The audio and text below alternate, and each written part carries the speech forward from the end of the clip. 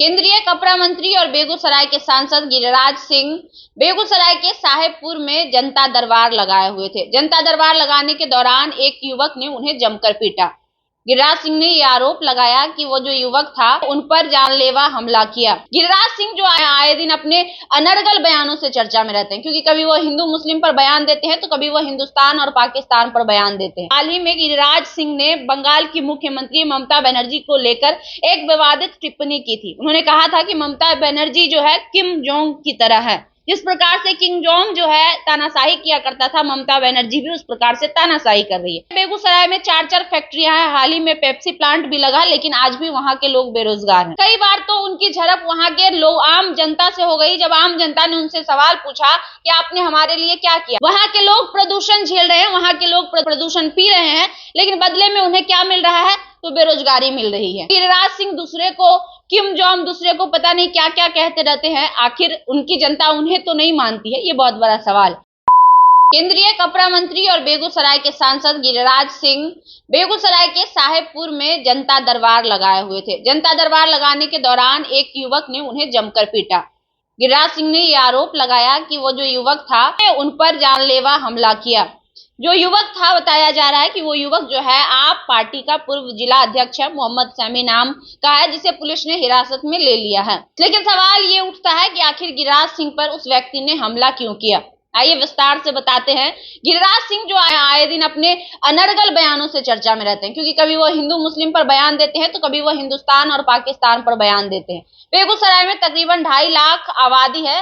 2.5 लाख आबादी नहीं, 2.5 लाख वोटर है मुस्लिम समुदाय के। लेकिन फिर भी गिरिराज सिंह आए दिन मुस्लिम पर कटाक्ष करते रहते हैं, मुस्लिम समाज को लेकर ऐसी ऐसी बयान देते रहते हैं, जिसको लेकर मुस्लिम समाज उन पर काफी नाराज रहता है।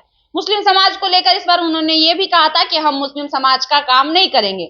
एक केंद्रीय मंत्री को यह शोभा नहीं देता है कि वो जिस क्षेत्र का प्रतिनिधि है उस क्षेत्र की जनता को लेकर ऐसा कहे कि उस क्षेत्र के जनता के किसी एक समाज का हम काम नहीं करेंगे। लेकिन उसके बावजूद भी गिरिराज सिंह लगातार इस प्रकार की बयान देते रहते हैं।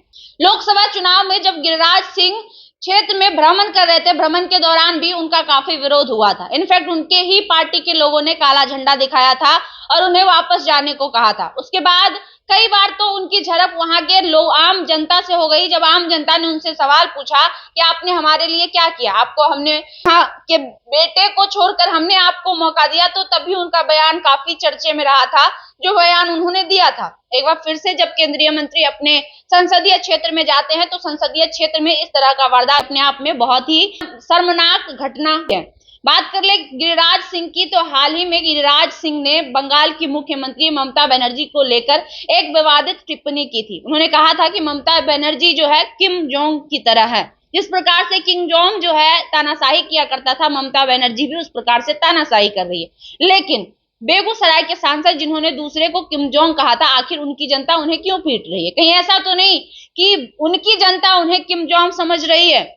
और समझे भी क्यों नहीं? जिस प्रकार से बेगूसराय में लगातार उन्हें 2 बार मौका मिला और उसके बावजूद भी उन्होंने बेगूसराय के लिए किया क्या, ये बहुत बड़ा सवाल है। लोगों को बहुत सारी सड़कें दिख रही है, लोगों को बहुत सारा ओवरब्रिज दिख रहा है, लोगों को बहुत सारी चमक धमक दिख रही है, लोगों को लग रहा है कि बेगूसराय में काफी विकास हो रहा है। लेकिन क्या ये पूरी हकीकत है? तो आइए बताते हैं पूरी हकीकत है या नहीं है। सबसे पहले बेगूसराय में 4 फैक्ट्रियां हैं। हाल ही में पेप्सी प्लांट भी लगा, लेकिन आज भी वहां के लोग बेरोजगार हैं। वहां के लोग प्रदूषण झेल रहे हैं, वहां के लोग प्रदूषण पी रहे हैं, लेकिन बदले में उन्हें क्या मिल रहा है? तो बेरोजगारी मिल रही है। वहां के लोगों को न शुद्ध हवा मिल रही है, न शुद्ध जल मिल रहा है, और तो और जो भी फैक्ट्री है, जो भी कंपनियां हैं, उसके इर्द गिर्द रहने वाले लोगों को सफिशिएंट बिजली भी नहीं मिल पा रहा है। अब आप सोचेंगे कि हम ऐसा क्यों कह रहे हैं, तो हमने हाल ही में वहां का ग्राउंड रिपोर्ट किया और वहां के लोगों से जानने का प्रयास किया कि वहां क्या क्या समस्या है। उसके अलावा वहां पे नाला का बहुत ही भयंकर समस्या, नाला कह ले तो वहां पे कचड़े का बहुत बड़ा भरमार लगा हुआ है। तो अब जरा सोचिए कि जो केंद्रीय मंत्री रहे हो, जिनका संसदीय क्षेत्र हो, और उसके क्षेत्र में अगर ये हाल हो, तो आखिर उनकी जनता उनसे नाराज क्यों नहीं होगी? और ये कोई पहली बार नहीं है जब गिरिराज सिंह से वहां की जनता नाराज है। इससे पहले भी लोकसभा चुनाव के दौरान उन्हें नाराजगी का सामना करना पड़ा था। जो गिरिराज सिंह दूसरे को किम जोंग, दूसरे को पता नहीं क्या क्या कहते रहते हैं, आखिर उनकी जनता उन्हें तो नहीं मानती है, ये बहुत बड़ा सवाल है। बाकी आपको क्या लगता है, गिरिराज सिंह पे आखिर थप्पड़ क्यों चला? आखिर गिरिराज सिंह को सरेआम वहां की जनता ने क्यों पीटा? और आखिर गिरिराज सिंह जो दूसरे पर कटाक्ष करते रहते हैं, अपने आप में कितना सही है?